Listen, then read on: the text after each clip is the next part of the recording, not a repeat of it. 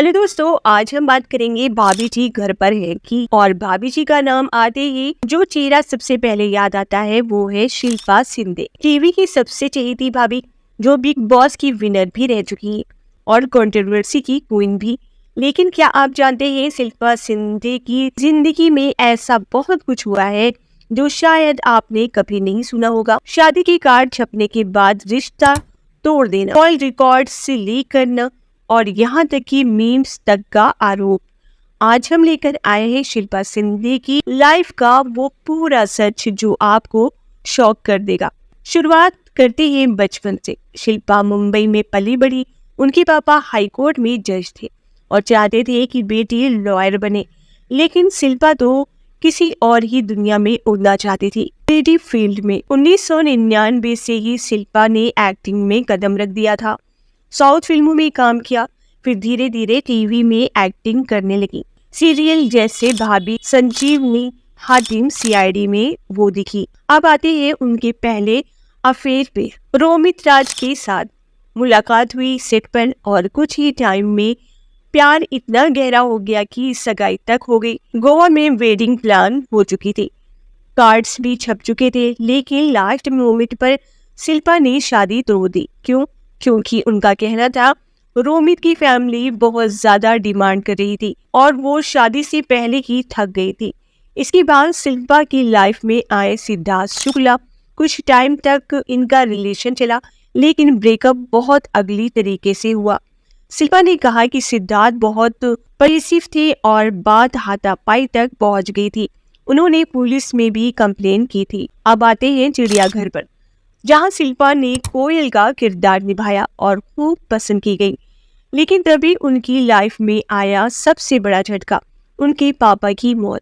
Depression, वजन का बढ़ना, काम से ब्रेक लेना, ये सब झेला शिल्पा ने। फिर आया एक ऐसा सीरियल जिसने उन्हें बना दिया हर घर की फेवरेट भाभी। जी हाँ, भाभी जी घर पर है। और यहाँ से शुरू हुआ सबसे बड़ा ड्रामा। शिल्पा को अंगूरी भाभी का रोल ऐसे मिला जैसे किस्मत से रश्मि देसाई को रोल छोड़ना पड़ा और शिल्पा को कास्ट कर लिया गया। शिल्पा ने सही पकड़े हैं जैसे डायलॉग्स को आइकॉनिक बना दिया। उनकी पर डे फीस थी 35,000, लेकिन रोल पॉपुलर होते ही उन्होंने पे बढ़ाने की डिमांड की, जो एग्रीमेंट पे भी लिखा हुआ था। लेकिन प्रोड्यूसर ने बात नहीं मानी।